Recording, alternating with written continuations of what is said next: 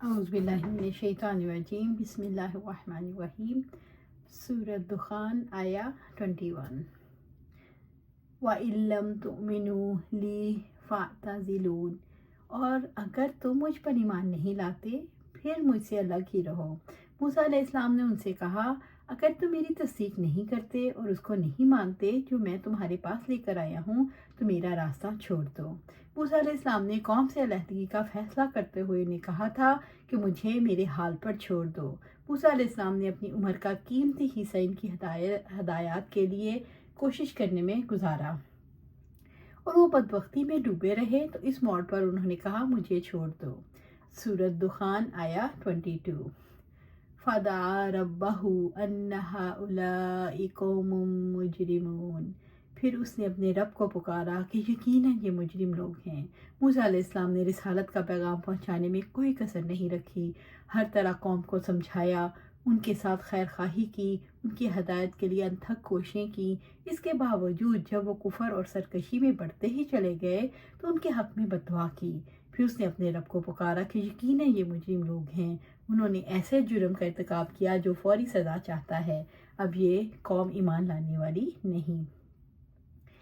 فَأَسْرِ بِعِبَادِي لَيْلًا إِنَّكُمْ مُتَّبَعُونَ، سورۃ دخان آیا 23۔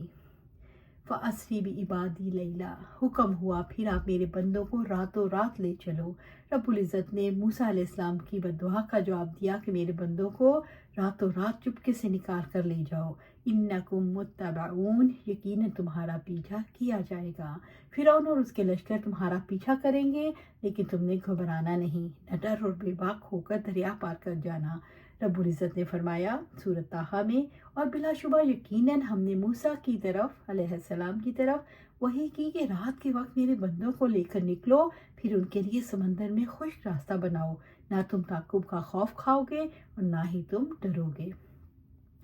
سورۃ دخان آیا 24۔ وَأَتْرُكِ الْبَحْرَ رَهْوًا، اور دریا کو تھما ہوا چھوڑ دینا۔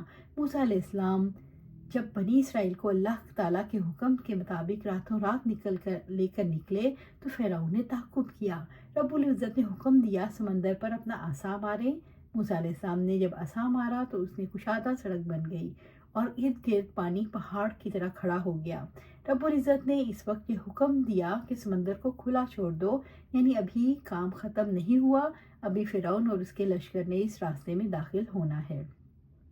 دریا میں موسیٰ علیہ السلام اور ان کے ساتھی اتر گئے۔ جب آپ اپنے ساتھیوں کے ساتھ گزر گئے اور عصا مارنا چاہا تو رب العزت نے فرمایا دریا کو کھلا چھوڑ دو۔ انہم جند مغرقون، یقیناً وہ لشکر غرق ہونے والا ہے۔ فرعون کو جب موسیٰ علیہ السلام اور بنی اسرائیل کے جانے کی خبر ملی تو ایک لشکر جرار لے کر تعقب کے لیے نکلا۔ انہوں نے موسیٰ علیہ السلام اور ان کے ساتھیوں کو دریا پار کرتے ہوئے دیکھا تو ان کا پیچھا کیا اور اللہ تعالیٰ نے ان کو سمندر میں غرق کر دیا۔ ابن عباس رضی اللہ تعالیٰ کہتے ہیں جب نبی صلی اللہ علیہ وسلم مدینہ میں تشریف لائے تو آپ صلی اللہ علیہ وسلم نے یہودیوں کو دیکھا کہ وہ عاشوراء کے دن کا روزہ رکھتے ہیں، تو آپ نے پوچھا کہ کیا وجہ ہے کہ تم عاشوراء کا روزہ رکھتے ہو؟ انہوں نے کہا یہ دن عمدہ دن ہے، یہ وہ دن ہے جس میں اللہ تعالیٰ نے بنی اسرائیل کو ان کے دشمن سے نجات دی، لہٰذا موسیٰ علیہ السلام اس دن روزہ رکھتے تھے۔ نبی صلی اللہ علیہ وسلم نے فرمایا میں تم سے زیادہ موسیٰ علیہ السلام کا حقدار ہوں، بس آپ صلی اللہ علیہ وسلم نے اس دن کا روزہ رکھا اور اس کے رکھنے کا حکم دیا۔ سورۃ زخرف آیا 25۔ کم تارکو من جنات و عیون، وہ کتنے ہی باغات اور چشمے چھوڑ گئے، یعنی فرعون اور اس کا لشکر ایسی تباہی کے گھاٹ اترے کہ پیچھے کتنے ہی لہلہاتے باغات، ہرے بھرے کھیت اور چشمے چھوڑ گئے۔ ان نعمتوں نے ہی تو رب کو بھلا دیا تھا، دیکھو آج خود ہی بھولی بصری داستان اور عبرت کا نشان بن گئے، اور جن کے لیے عمر گنوا دی وہ تمہاری تباہی کے لیے کے باوجود لہلہا رہے ہیں اور چشموں کا پانی جاری ہے۔ اللہ تعالیٰ نے ان کے گرد پھیلے ہوئے باغات، مکانات اور خوشحالی کے آثار کے بارے میں شعور دلایا کہ دیکھو سب کچھ یہیں رہ گیا اور سب ڈوب گئے۔ دنیا میں ڈوبے ہوئے لوگوں کو رب نے پانیوں میں ڈبو دیا اور عبرت باقی رہ گئی۔ سورۃ دخان آیا 26۔ وَزُرُوعٍ وَمَقَامٍ کریم، اور کھیتیاں اور شاندار قیام گاہیں، تمہارے ہرے بھرے کھیت موجود ہیں، کھیت والے کہاں ہیں؟ تمہاری حسین مجلسیں اور مزین محفلیں اور خوبصورت گھر کہاں ہیں؟ جس علاقے میں فرعون اور آل فرعون بستے تھے وہ زرخیز وادی تھی، اس میں زراعت بہت زیادہ ہوتی تھی، اور دوسری طرف ان کے عالی شان گھر ان کی دنیا کی دلچسپی اور محبت کو ظاہر کرتے تھے۔ اللہ تعالیٰ نے یہ واضح کیا، دیکھو جس دنیا کے پیچھے اپنا وقت، صلاحیتیں، مال سب کچھ لگا دیا، دنیا میں بھی اب وہ تو موجود ہے لیکن اپنا سرمایہ زندگی لگا دینے والے باقی نہیں۔ نیل کے کناروں پر دور تک پھیلے باغات اور بہتے چشموں نے عمر لے لی، وقت لے لیا۔ باغوں، چشموں اور حسین مجلسوں والوں کو کیا ملا؟ تباہی، بربادی، ہمیشہ کا عذاب اور رسوائی۔ کتنا برا سودا ہے، کتنا بڑا خسارہ ہے۔ سورۃ دخان آیا 27۔ وَنَعْمَةٍ كَانُوا فِيهَا فَاكِهِينَ، اور وہ سامان عیش جن میں وہ مزے اڑانے والے تھے، یعنی عظیم نعمتیں اور عیش و عشرت کے سامان جن میں وہ مزے کر رہے تھے، جن کے لیے وہ جیتے تھے، جن کے درمیان زندگی گزارنا وہ اپنی زندگی کا مقصد سمجھتے تھے، کہاں گیا وہ سب کچھ؟ اور کہاں گئے وہ لوگ؟ کہاں رہ گئے وہ مقاصد؟ اللہ تعالیٰ نے اس کے توسط سے یہ شعور دلایا کہ دیکھو اس آرام و عیش کے لیے یہ لوگ جیتے تھے، یہاں ان کی زندگی کا مقصد تھا، لیکن زندگی چلی گئی تو بتاؤ بھلا اسی لیے زندگی ملی تھی کہ عیش و آرام کا انتظام کر لیں، خواہ خود اپنی زندگی ہی نہ رہے۔ سورۃ دخان آیا 28۔ کذالک وَأَوْرَثْنَاهَا قَوْمًا آخَرِينَ، اسی طرح ہم نے دوسری قوم کو ان کا وارث بنا دیا۔ اللہ تعالیٰ نے ان کی ساری دولت اور حکومت اسرائیلیوں کو دے دی، جیسا کہ سورۃ شورى میں اللہ سبحانہ تعالیٰ فرماتے ہیں، اس طرح ہوا اور ہم نے بنی اسرائیل کو ان چیزوں کا وارث بنا دیا۔ سورۃ الاعراف میں اللہ سبحانہ تعالیٰ فرماتے ہیں، اور جو لوگ کمزور سمجھے جاتے تھے انہیں ہم نے اس زمین کے مشرقوں اور اس کے مغربوں کا وارث بنا دیا جس میں ہم نے برکت رکھی ہے، اور آپ کے رب کی بہترین بات بنی اسرائیل پر پوری ہو گئی کیونکہ انہوں نے صبر کیا، اور ہم نے فرعون اور اس کی قوم کا وہ سب کچھ تباہ کر دیا جو محلات وہ بناتے تھے، جو عمارتیں وہ بلند کرتے تھے۔ سورۃ دخان آیا 29۔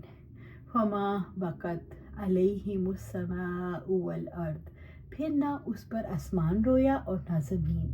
جب اللہ تعالیٰ نے ان کو ہلاک کر کے نیست و نابود کر دیا تو ان پر نہ آسمان رویا نہ زمین، یعنی ان کے لیے کسی نے حزن و غم کا اظہار نہ کیا، ان کی جدائی پر کسی کو افسوس نہ ہوا، بلکہ ان کی ہلاکت اور بربادی پر سب خوش ہوئے، حتیٰ کہ زمین و آسمان نے بھی مسرت کا اظہار کیا، کیونکہ انہوں نے اپنے پیچھے ایسے کرتوت چھوڑے ہیں جو ان کے چہروں کو سیاہ کرتے ہیں اور لعنت اور لوگوں کی ناراضگی کا موجب ہیں، یعنی عذاب کو ٹال کر ان کی مہلت نہ دی گئی بلکہ اسی وقت ان کو نیست و نابود کر دیا گیا۔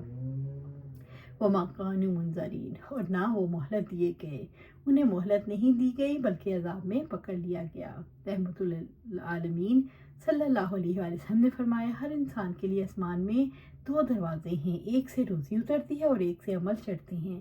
جب یہ مر جاتا ہے اور ان دروازوں سے عمل اور رزق کا چڑھنا اترنا بند ہو جاتا ہے تو یہ روتے ہیں۔ پھر آپ صلی اللہ علیہ وسلم نے یہ آیت پڑھی۔ سورۃ دخان آیا 30۔ وَلَقَدْ نَجَّيْنَا بَنِي إِسْرَائِيلَ مِنَ الْعَذَابِ الْمُهِينِ، اور بلا شبہ یقیناً ہم نے بنی اسرائیل کو رسوا کن عذاب سے نجات دی۔